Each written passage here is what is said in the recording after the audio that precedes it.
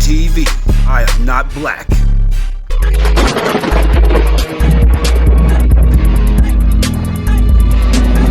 What up, world? Telling y'all right now, man. Horus Ra Amunra here. The world that you know is in trouble. It's in turmoil. It's about time for it to end.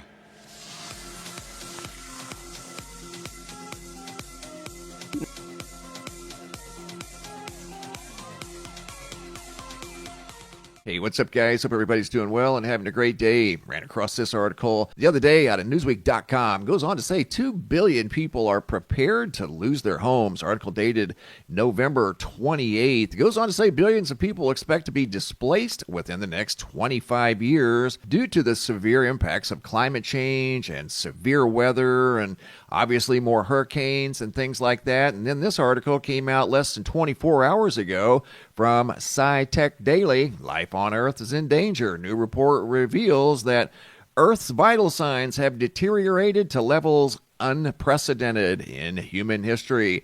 Goes on to say, an international team of scientists has recently published a paper warning that the Earth's vital signs have deteriorated to levels unprecedented in recorded human history, to the point that life on the planet is imperiled. William Ripple, a distinguished professor in the Oregon State University College of Forestry and former OSU postdoctoral researcher Christopher Wolfe, are the lead authors of the report, and 10 other U.S. and global scientists are also co-authors. Without actions that address the root problem of humanity taking more from the earth than it can safely give, we're on our way to the potential collapse of natural and socio-economic systems and a world with unbearable heat and shortages of food and fresh water, Wolf said. Published in Bioscience, the report notes that 20 of 35 planetary vital signs the authors use to track climate change are at record extremes. The authors share new data illustrating that many climate-related records were broken by enormous margins in 2023. Particularly those relating to ocean temperatures and sea ice. They also note an extraordinary Canadian wildfire season that produced unprecedented carbon dioxide emissions. And those were indeed record-setting wildfires in Canada this past summer. And then right after the wildfires in Canada, wildfires broke out in northern Australia. There were several hundred wildfires in northern Australia.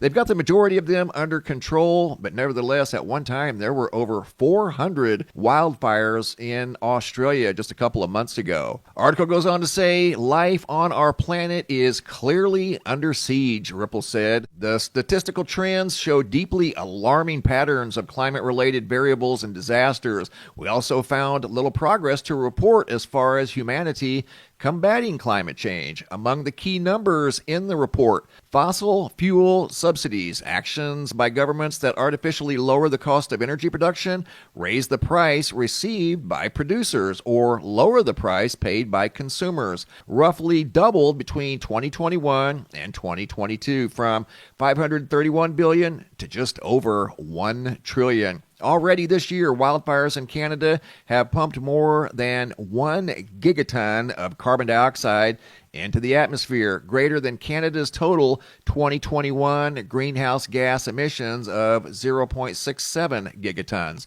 In 2023, there have already been 38 days with global average temperatures more than 1.5 degrees Celsius above pre-industrial levels. Until this year, such days were a rarity, the authors note. The highest average Earth surface temperature ever recorded came this past July, and there's reason to believe it was the highest surface temperature the planet has seen in the last 100,000 years. As scientists, we are hugely troubled by the sudden increases in the frequency and severity of climate-related disasters, said Wolf. The frequency and severity of those disasters might be outpacing rising temperatures. By the end of the 21st century, as many as 3 to 6 billion people may find themselves outside the Earth's livable regions, meaning they will be encountering severe heat, limited food availability, and elevated mortality rates. And that goes back to the article that I began the video with about 2 billion people possibly being displaced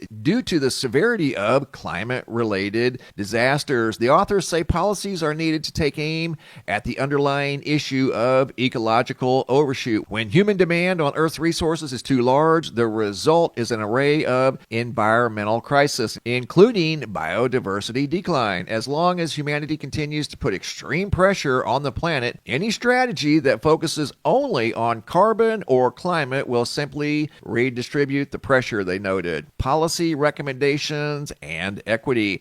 Our goal is to communicate climate facts and make policy recommendations, Ripple said. It is a moral duty of scientists and our institutions to alert humanity of any potential threat and to show leadership in taking action. The authors urge transitioning to a global economy that prioritizes human well-being and curtails overconsumption and excessive emissions by the rich. Specific recommendations include phasing out fossil fuel subsidies, transitioning towards plant-based diets, scaling up forest protection efforts, and adopting international coal elimination and fossil fuel non-proliferation treaties. And they stress that all climate-related action must be grounded in equity and social justice, noting that extreme weather and other climate impacts are being disproportionately felt by the poorest people who have contributed the least to climate change. So once again, possibly 2 billion plus people could be displaced in the next 25 years due to the increase of severe weather and climate extremes. And I would like to know your thoughts or opinions on this topic. It's a big topic,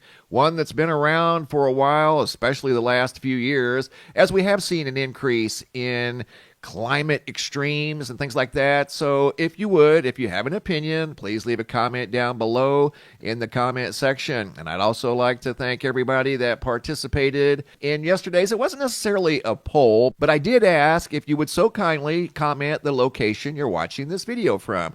And over 1,300 people commented their locations from all around the world. I look over these comments and I found it super cool to see all of the different locations that people commented down below in the comment section. And if you'd like to do it again in today's video, feel free to do so. I really appreciate that, and I thank you in advance. Also in this video, I have a cool sunrise to share with you guys, sent in by Xena.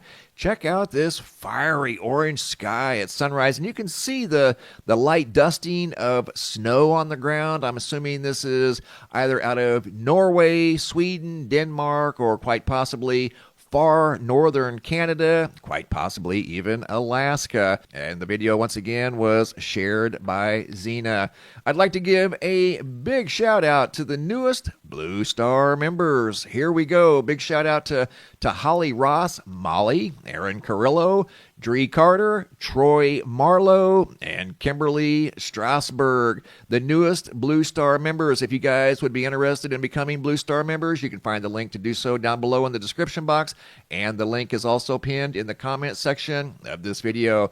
Once again, big shout out to Holly, Aaron, Dree, Troy, and Kimberly. Thank you guys. Really appreciate that. If you guys have any photos you'd like to share, you can send those to reports@MrMBB333.com. If you guys have any videos you'd like to share that are too large to attach to the email, come over here to the homepage of the website. You can always find a link down below in the description box. Look for this red banner that says, "Have a large video." It's a Dropbox. Drag and drop your video into the Dropbox. Please include your first name, date, and location, and I'll take it from there. Thanks for watching. Have a super day, and be safe out there.